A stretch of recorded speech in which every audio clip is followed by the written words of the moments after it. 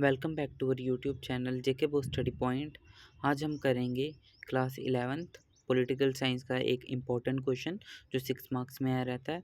तो क्वेश्चन क्या है हमारा, what do you know about direct and indirect election system. या तो ये पेपर में ऐसे भी ऐसा आ सकता है, explain direct and indirect election system.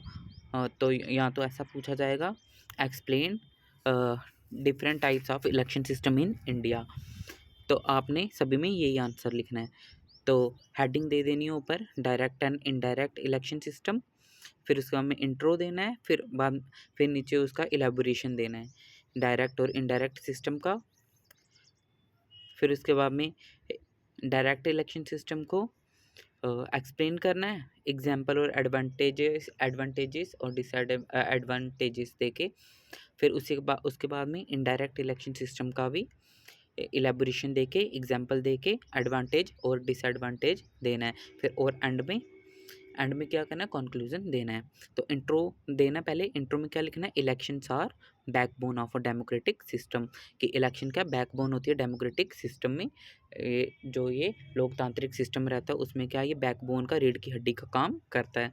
They provide a method through which people choose their representative and participate in governance. ये क्या हमें मेथड प्रोवाइड करता है जिसकी वजह से क्या, जो आदमी अपना रिप्रेजेंटेटिव चूज़ कर पाते हैं, चुन पाते हैं, एंड पार्टिसिपेट इन गवर्नेंस, और गवर्नेंस में हिस्सा लेते हैं। और अब इसके नीचे इलेबोरेशन देनी है डायरेक्ट और इनडायरेक्ट सिस्टम की। फिर डायरेक्ट इलेक्शन सिस्टम को अंडरलाइन करना है, फिर उसके बाद में उसको इलेबोरेट करना है। In this system every eligible voter cast their vote for a candidate of their choice. अब डायरेक्ट इलेक्शन सिस्टम में क्या होता है कि जो जो भी एलिजिबल है वोट देने के लिए, वो क्या, अपनी पसंद के कैंडिडेट को वोट देता है। The candidate who receive the majority of the vote is declared elected, और जिसको सबसे ज़्यादा वोट्स मिलते हैं मेजॉरिटी में, वो कैंडिडेट क्या, इलेक्ट हो जाता है, जीत जाता है। This system reflect the direct will of the people, और ये सिस्टम क्या दर्शाता है कि लोगों की क्या इच्छा है उसको दर्शाता है। एग्जाम्पल देनी है, लोकसभा इलेक्शन इन इंडिया। अब लोकसभा इलेक्शन भी तो डायरेक्ट इलेक्शन सिस्टम होते हैं, क्योंकि हम लोग ही वहाँ पे इलेक्शन को अपना वोट वगैरह देते हैं, वहाँ पे जो जो कैंडिडेट वहाँ खड़ा रहता है। अब एडवांटेजेस की हेडिंग देनी है, फिर अब उसके पॉइंट्स में एडवांटेजेस दे देनी है डायरेक्ट इलेक्शन सिस्टम की। It gives power directly to the people. अब डायरेक्ट इलेक्शन सिस्टम क्या करता है कि डायरेक्टली पावर दे देता है पीपल को, क्योंकि हम ही तो जाके फिर वहाँ पे वोट देते हैं। The process is open and easily understandable. क्या ये प्रोसेस सारा ओपन रहता है और आसानी से समझ भी आ जाता है। Elected representative are directly responsible to voter, और जो भी रिप्रेजेंटेटिव इलेक्ट होंगे वो क्या, उनको आगे जवाबदारी देनी होगी वोटर्स को जिन्होंने चुना होगा अपने रिप्रेजेंटेटिव को। It encourage citizen to engage in politics, और इससे क्या होगा, सिटीजन को बढ़ावा दिया जाएगा पॉलिटिक्स में हिस्सा लेने के लिए। आगे इसके डिसएडवांटेजेस देने हैं डायरेक्ट इलेक्शन सिस्टम के। It is expensive and time consuming, ये थोड़ा महंगा रहता है और इससे टाइम भी ज़्यादा कंज्यूम होता है। Voters may be influence by money, media, caste और रिलीजन। अब वोटर क्या है, वो क्या मनी से, मीडिया से, कास्ट से देख के भटक भी सकते हैं। Sometimes voter may not choose the most capable candidate, और कई बार तो क्या वोटर को किसी कैपेबल कैंडिडेट को चुन ही नहीं पाता है, वो जिसको जो आगे आया उसी को बस वोट दे दिया। Not always efficient for complex और हाई लेवल पोजीशन, और ये वाला जो डायरेक्ट इलेक्शन सिस्टम है ये एफिशिएंट नहीं रहता कॉम्प्लेक्स और हाई लेवल की पोजीशन के लिए। अब हमारा नेक्स्ट क्या है, इनडायरेक्ट इलेक्शन सिस्टम। इसकी भी हेडिंग देनी है, फिर इलेबोरेशन देनी है, फिर एग्जाम्पल और एडवांटेज डिसएडवांटेज देनी है। तो इनडायरेक्ट इलेक्शन सिस्टम में क्या होता है, citizen do not vote directly for certain high office.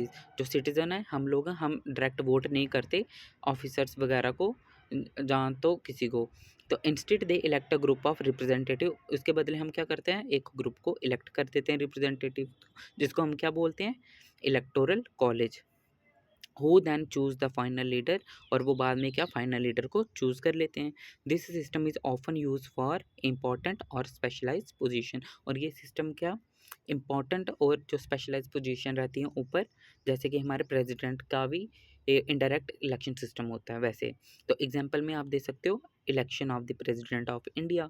तो जो प्रेसिडेंट ऑफ इंडिया के इलेक्शन होते हैं वो भी तो इलेक्टोरल कॉलेज के थ्रू होते हैं। तो अब इसकी एडवांटेजेस बतानी है इनडायरेक्ट इलेक्शन सिस्टम की। It is practical for large and diverse country. ये प्रैक्टिकेबल है लार्ज और डाइवर्स कंट्रीज़ के लिए। It reduces influence of mass emotion. ये दबदबे को कम करता है जो मास इमोशंस रहता है।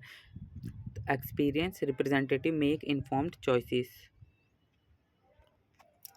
जो एक्सपीरियंस रिप्रेजेंटेटिव रहेगा वो क्या अपनी पसंद से और सही चॉइस करेगा। It is efficient for high constitutional position. और ये हाई कॉन्स्टिट्यूशनल पोजीशंस के लिए भी एफिशिएंट रहता है। अब आगे क्या डिसएडवांटेजेस हैं इनडायरेक्ट इलेक्शन सिस्टम की। तो it is less democratic in nature. जो इनडायरेक्ट इलेक्शन सिस्टम है वो क्या है लेस डेमोक्रेटिक रहता है नेचर में। There is a lack of transparency in decision making. और जो यहाँ पे लैक ऑफ ट्रांसपेरेंसी का मतलब क्या है, जैसे कि वहाँ पे डायरेक्ट में ट्रांसपेरेंसी रहती है कि कुछ भी पर्दे के पीछे नहीं होता, पर यहाँ पे सब कुछ क्योंकि हम तो एक बंदे को चूज़ कर देते हैं वो आगे जाके इलेक्ट करते हैं, तो इसलिए यहाँ पे लैक ऑफ ट्रांसपेरेंसी रहती है। और डिसीजन मेकिंग में there is a possibility of political bargaining और करप्शन की भी बहुत ज़्यादा पॉसिबिलिटी बढ़ जाती है इसमें। Public opinion may not be fully reflected. और जो हमारे पब्लिक के ओपिनियन है वो तो दर्शाए नहीं जाते, वहाँ पे दिखते ही नहीं हैं। तो ये था हमारा indirect and direct election system. और एंड में कंक्लूजन भी देना है। A country like India usage a combination of both system. कि जो कंट्री है जैसे हमारी इंडिया, तो वो क्या ये दोनों को कॉम्बो को यूज़ करती है, डायरेक्ट इलेक्शन सिस्टम भी और इनडायरेक्ट इलेक्शन सिस्टम भी। क्योंकि जैसे हमारे यहाँ पे प्रेसिडेंट का भी होता है और प्राइम मिनिस्टर के भी इलेक्शंस होते हैं। To maintain a balance between popular participation and effective governance. किस किस में बैलेंस बनाए रखने के लिए, पॉपुलर पार्टिसिपेशन और इफेक्टिव गवर्नेंस के लिए। तो ये था हमारा direct and indirect election system. इसको भी अब पेपर में अच्छे से करके जाना है। हेडिंग दे के इंट्रो देना है, फिर उसके बाद में इलेबोरेशन देनी है, डायरेक्ट और इनडायरेक्ट इलेक्शन सिस्टम की एग्जांपल्स भी देनी है, और एडवांटेज और डिसएडवांटेज दे के एंड में कंक्लूजन दे देना है। और अगर आपको हमारी वीडियो अच्छी लगी हो तो प्लीज़ लाइक, सब्सक्राइब और शेयर ज़रूर करना जेके बॉस स्टडी पॉइंट को।